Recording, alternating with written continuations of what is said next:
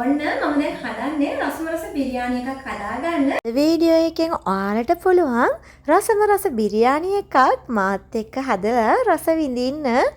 ඒ විතරක් නෙමේ ඔන්න ජූනි මාසේ කියන්නේ තෑගි වැස්සක් වහින මාසයක්. තාරා මෙන්න මෙහෙම තමයි තියෙන්නේ. මගේ ජූනි මාසේ දාපු පළවෙනි වීඩියෝ එකට අදාළ gift එක තමයි අද මම මේ රැප් කරන්නේ. ඒ විතරක් නෙමේ දෙවෙනි මල්ටි ෆන්ක්ෂනල් ඉලෙක්ට්‍රික් කුකින් පොට් එක ඔයාගෙම කරගන්න පුළුවන් ආකාරය අද වීඩියෝ එකෙන් මම ඔයාලට සඳහන් කරනවා. ඒ නිසා මේ වීඩියෝ එක ස්කිප් නොකර බලන්න අමතක කරන්න එපා.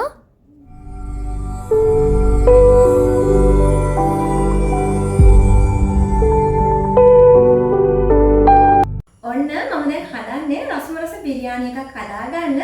ඉතින් මේ රෙසිපිය මම හිතුවා ඔයාලත් එක්ක ෂෙයා කරගන්න. එහෙනම් යම්මාත් එක්ක රසමරස බිරියානි එකක් හදලා ඒකේ රස බලන්න.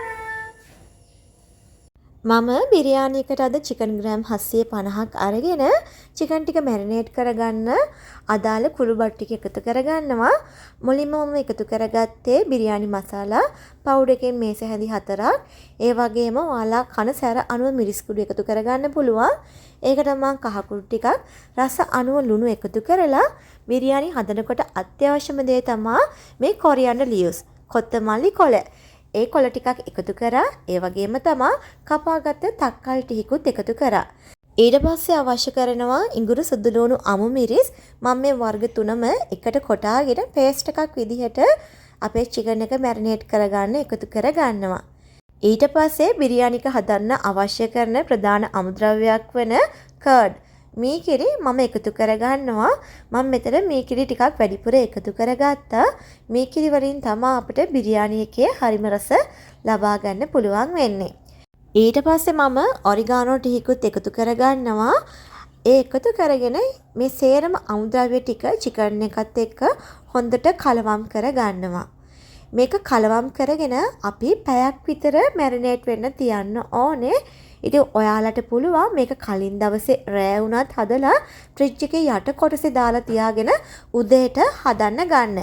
එහෙම නැත්නම් ලන්ච් එකට වගේ බිරියානි එක හදා ගන්නවා නම් ඔයාලට පැයකට විතර කලින් මේ මිශ්‍රණය හදලා මැරිනේට් වෙන්න තියන්න පුළුවන්.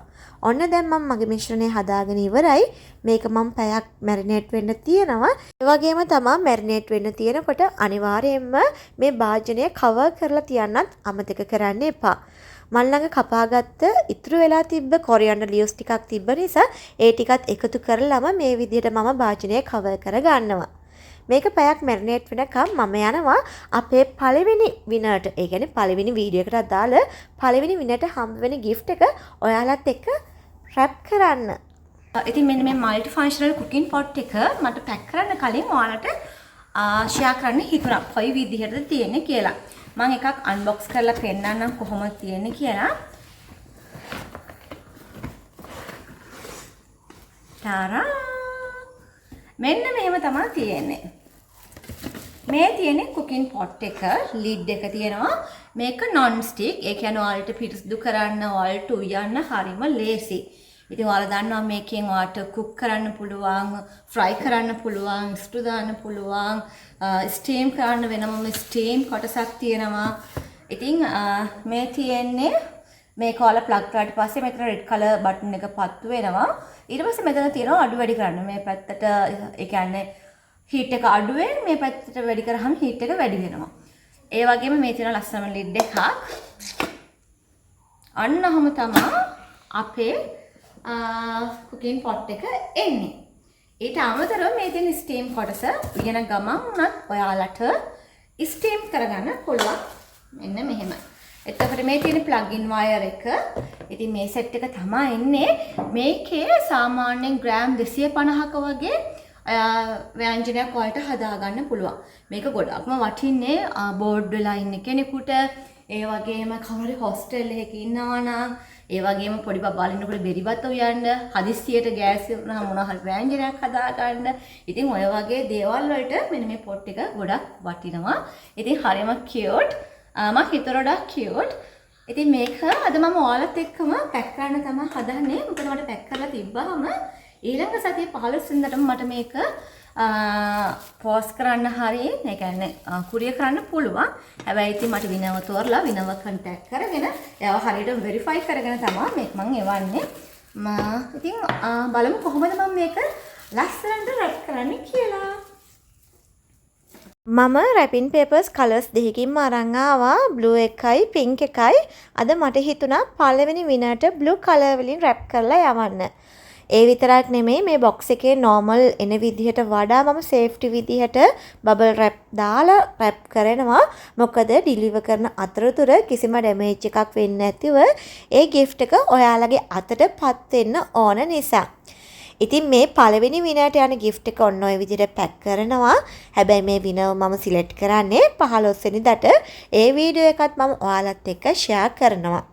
ඒ විතරක් නෙමෙයි මේ අද දාන වීඩියෝ එකට ඔන්න ඔයාලට පුළුවන් ආපහු ලස්සන කමෙන්ට්ස් දාලා ඒ කමෙන්ට්ස් අතරින් හොඳම ලස්සනම කමෙන්ට් එක තෝරලා දෙවෙනි মাল্টি ෆන්ක්ෂනල් ඉලෙක්ට්‍රික් පොට් එක මගෙන් දිනා ගන්න දෙවෙනි වීඩියෝ එක විදිහට. ඉතින් මේ තමයි මම දාන දෙවෙනි වීඩියෝ එක. මේ වීඩියෝ එක හරහා ඔයාලට පුළුවන් ඒ gift එක ඔයාලගේ කරගන්න. ඔන්න දැන් මම හදන්නේ අපේ බිරියානි එක හදාගන්න. මගේ චිකන් ටික හොඳට මැරිනේට් වෙලා තියෙනවා. මුලින්ම ඕනේ අපිට ටිකක් උස භාජනයක්. මේ භාජනයේ තමා අපි චිකන් එක හදාගන්නේ. මම උස භාජනයක් නැති නිසා ගත්තේ නම් රයිස් කුකර් එකේ භාජනේ. ඒකට මම මුලින්ම බටර් ටිකක් එකතු කරලා ඒකටම තෙල් ටිකකුත් එකතු කරලා රත් වුණාට පස්සේ මැරිනේට් වෙන තිබ්බ චිකන් ටික මම මේ විදිහට භාජනයට එකතු කර ගන්නවා.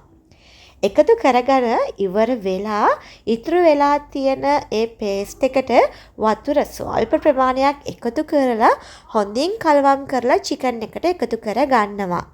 ගොඩාක් වතුර එකතු කරන්න එපා. මොකද චිකන් එක තැම්බෙනකොටත් වතුර ගොඩක් උනනවා.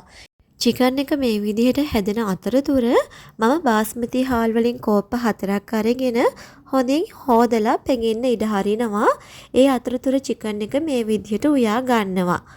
චිකන් එක විනාඩි 20ක් විතර යනකොට අපිට සාමාන්‍ය දුරට තැම්බිලා වතුර හැමත් හොඳට උනලා තියෙනවා. මේ වෙලාවේදී අපේ බාස්මති රයිස් ටික අපි උයා ගන්න ඕනේ. ඒකට මම සාමාන්‍යයෙන් වෙනදා උයන බාස්මති වතුර තියෙන ප්‍රමාණයට වඩා වැඩි ප්‍රමාණයක් වතුර තියා ගන්නවා. මොකද අපි බාස්මති රයිස් එක සම්පූර්ණයෙන්ම උයා ගන්නේ නැහැ. 70ක් පමණක් උයාගෙන වතුර ටික පෙරලා තමා ගන්නෙ. ඉතින් මම වැඩි වතුර ප්‍රමාණයක් තියාගෙන ඒකට ලුණු, බටර්, ඒ වගේම බේ ලීෆ්, කරඳ මුංගු, කරාඹු නැටි, කුරුඳු පොතු ඒ වගේ දේවල් ටික එකතු කරලා පෙකෙන්න තියාගත්ත රයිස් එක මේකට එකතු කර ගන්නවා. ඒ වගේම තමයි බිරියානි එකක් හදනකොට මම මේ එකතු කරන බටර් වෙනුවට ඔයාලට ගී වගේ දෙයක් එකතු කරගන්න පුළුවන් නම් ගොඩක් වටිනවා. මොකද බිරියානි එකේ හරිම රස ගී වලින් ගන්න පුළුවන්. ඔන්න මම දැන් රයිස් ටික එකතු කරගත්තා. මේ වෙනකොට අපේ චිකන් එක හොඳට ඉදිලා තියෙනවා. ඔයාලට පේනවා අපි එකතු කරගත්ත මේ කිරිවල බටර් වල මේ හැම එකේම තෙල් ටික එහෙම හොඳට උඩට පෑදිලා තියෙනවා. ඒ වගේම තමයි ග්‍රේවි එකත් උණපු ප්‍රමාණයට වඩා දැන් පොඩ්ඩක් පල්ලෙහාට හිඳිලා තියෙනවා. චිකන් කෑලි වලින් පොඩ්ඩක් පල්ලෙහාට හිඳිලා තියෙනවා. මෙන්න මේ ප්‍රමාණයට උයාගත්තාම චිකන් එක හොඳටම ප්‍රමාණවත්. මේ වෙනකොට අපේ රයිස් එකත් 70ක් විතර ඉදිලා තියෙනවා. දැන් මේ වැඩි වතුර ප්‍රමාණය අපි පෙරා ගන්න ඕනේ. ඒක පෙරාගෙන ඉවර වෙලා මට බිරියානි එක හදන්න ලුණු ටිකක් හොඳට රවුන්ඩන් පාට වෙනකම් බැද ගන්න අවශ්‍යයි. ඒ වගේම මල් ළඟ තිබ්බා කජු, වියලි මිදි ඒ ටිකත් මම සාමාන්‍ය ගානට වෙනකම් බැද ගන්නවා. මේ වගේ දේවල් එකතු කරගත්තාම බිරියානි එකේ තවත් රස වැඩි වෙනවා. ඒ නිසා ගෙදර තිබ්බ නිසා මම කජු, වියලි මිදි වගේ දේවල් එකතු කරගත්තේ. ඒ වගේ දේවල් නැති වුණත් අනිවාර්යයෙන්ම ලුණු නම් බෙදලා එකතු කරගන්න. ඒකෙන් අමුතු රසක් බිරියානි එකට එකතු වෙනවා. ඔන්න මේ වෙනකොට අපේ චිකන් එක හැදිලා ඉවරයි. බත් එකත් හදාගෙන ඉවරයි. දැන් අපි හදාන්නේ බිරියානි එක හදාගන්න. මුලින්ම මම කියවනේ මම බිරියානි එක හදනකොට චිකන් එක හදාගන්නේ ටිකක් උස භාජනයක කියලා. ඒකට හේතුව අපි බත් එකත් මේකට එකතු කරන හින්දා. ඉතින් බත් එක එකතු කරන්න කලින් මම අද බත් එක ලේයර්ස් දෙකක් විදිහට තමයි දාගන්නේ. ඒ නිසා චිකන් එකෙන් කොටසක් මම ඉවත් කර ගන්නවා. ඒ ඉවත් කරගෙන යටම තියෙන දැන් චිකන් කරි එක ඒක උඩට අපි උයාගත්ත 70ක් වවන උයාගත්ත බාස්මති බස්මති රයිස් ටික එකතු කරගන්නවා. එකතු කරගන්නකොට ගොඩාක් තද කරගන්නේ සාමාන්‍ය විදිහට බත් එක අතුර ගන්න එක විතරයි කරන්නේ. ඊට පස්සේ ඒ කුඩෙන් ආපහු අයින් කරගත්ත චිකන් ටික එකතු කරනවා. සහ බෙදලා අයින් කරගත්ත ලුණු කජු මිදි වගේ දේවල් එකතු කරගන්නවා. මේ වෙලාවේදී මතක් වෙච්ච දෙයක් කියන්න සාමාන්‍යයෙන් බිරියානි හදනකොට අපි කොරියාන්ඩර් ලීව්ස් වගේම මින්ට් ලීව්ස් උත් එකතු කර ගන්නවා. ඒ කියන්නේ කොත්තමල්ලි කොළ එකතු කරගන්න අවස්ථාවේදී අපි මිංචි කොළ එකතු කර ගන්නවා.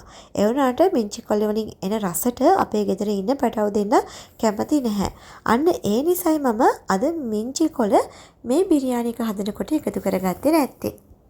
ඔන්න මම දැන් පළවෙනි බත් ලේකයි චිකන් ලේකයි එකතු කරගත්තා. ඊට පස්සේ ඊටු බත් ටික මම උඩින් එකතු කරගන්නවා. මේ කොයිම වෙලාවකවත් බත් එක නම් තද කරන්නේ නැහැ. එහෙම තද කරාට පස්සේ අපේ බත් එක එකට ගුලියක් වගේ ඇලවෙන්න බලනවා. අන්න ඒ ගතිය නැති කරගන්න තමයි මේ විදිහට අපි ලාවට අතුර ගන්නෙ. මොකද හරිම බිරියානි එකක් නම් ඒක බත් ඇටෙන් ඇටේ වෙන්ගින් විදිහට තියෙන්න ඕනේ. එක ගුලියක් විදිහට එන්න බෑ. ඊට පස්සේ මම බත් එක උඩට බෙදලා තියාගත්ත ලුණු කජු වියලි මිදි එකතු කරගන්නවා. ඒ වගේම මම කොරියාන්ඩර් ලීව්ස් කොත්තමල්ලි කොළ ටිකකුත් එකතු කරගන්නවා. බිරියානි එකේ කලයක ගන්න අද මම නම් ආටිෆිෂල් කලය එකක් තමයි මේ එකතු කරලා තියෙන්නේ. කොහොම හරි මම එකතු කරන වෙලාවෙදී ඒක රෙකෝඩ් වෙලා නැහැ. ඉතින් ඔයාලට පුළුවන් බිරියානි එකේ කලයක ගන්න සැෆ්‍රන් එකතු කරගන්න. එහෙම නැත්නම් එහෙම එග් යලෝ ෆුඩ් කලරින් එක පොඩ්ඩක් එකතු කරගන්න. ඒ සේරම එකතු කරලා අන්තිමට මම බටර් ටිකකුත් එකතු කරනවා. කලින් කිව්ව විදිහට බටර් එකතු කරනවා වෙනුවට ඔයාලට ගී තියෙනවා නම් අනිවාර්යයෙන්ම එකතු කරගන්න. එකතු කරගෙන මද ගින්දරේ අපි හුමාලෙන් තමයි මේ බත් එකේ ඉතුරු සීරතිය තම්බ ගන්නෙ. ඔන්න දැන් මගේ බිරියානි එක හැදිලා ඉවරයි. ඔයාලට පේනවා නේද මම බත් එක තද කරගත්තේ නැහැ. මොකද බත් ඇටෙන් ඇටේ වෙන්න ඕන නිසා. මෙන්න මේ වගේ. ඉතින් ඔන්න පාට වුණත් හරිම ලස්සනට ඇවිල්ලා තියෙනවා මම එකතු කරගත්ත ඒ කලරින් එකත් එක්ක. ඉතින් කලරින් කියන දේ එකතු කරන එක අනිවාර්ය දෙයක් නෙමෙයි. මේ බත් එකේ ලස්සන වැඩි කරගන්න තමයි අපි මේ විදිහට කලරින් එකක් එකතු කරගන්නේ. ඔන්න තමයි අද මම බිරියානි එක හදාගත්තේ. මේ බිරියානි එක හරිම රසයි. බිරියානි එක කන්න මම රයිතහෙකුත් හදාගත්තා. රයිත එක හදන එකත් මේ වීඩියෝ එකට මම එකතු කරලා තියෙනවා. ඉතින් ඔයාලට මම මතක් කරන්න ජූනි මාසයේ අප්ලෝඩ් කරන දෙවෙනි වීඩියෝ එකට අදාළව, ඒ කියන්නේ අද වීඩියෝ එකට අදාළව ලස්සන කමෙන්ට් එකක් එකතු කරලා මල්ටිෆන්ක්ෂනල් ඉලෙක්ට්‍රික් කුකින් පොට් එකක් ඔයාගෙම කරගන්න ඔන්න ඔයාට chance එක දැන් තියෙනවා.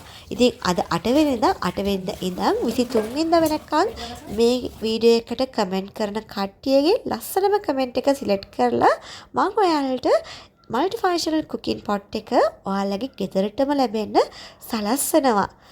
ඒ වගේම පළවෙනි වීඩියෝ එකට අදාළව පිරිනමන මල්ටිෆන්ක්ෂනල් ඉලෙක්ට්‍රික් කුකින් පොට් එක තාමත් ඔයගේ කරගන්න chance එක තියෙනවා.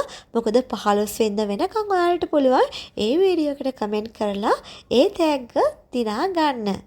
ඒ වීඩියෝ එකට අදාළ ලින්ක් එකත් මම ඩිස්ක්‍රිප්ෂන් බොක්ස් එකට එකතු කරන්න. මේ වෙනකොටත් ඒ වීඩියෝ එක බැලුවේ නැත්නම් කමෙන්ට් කරේ නැත්නම් ඔන්න ඔයාලට chance එක තාමත් තියෙනවා. මම මේ හදාගන්නේ රයිත එක. අද මම රයිත එකට ගර්කින්, තක්කාලි, ලුණු, අමු මිරිස් තමයි එකතු කරගන්නේ. ඒ ටික පොඩිවට කපාගෙන ඒකට මම ලුණු ගම්මිරිස් එකතු කරලා කර්ඩ් එකතු කරගත්තා. කර්ඩ් වැඩිපුර ප්‍රමාණයක් එකතු කරගෙන මෙන්න මේ විදිහට හොඳින් කලවම් කරගත්තා.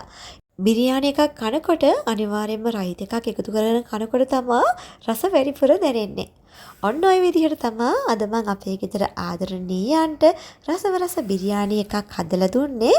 හැමදාම කන බත් එකට වඩා මේ විදිහට බිරියානි එකක් ඔයාලගේ ගෙදර ආදරණීයන්ට හදලා දෙන්නත් අමතක කරන්න එපා.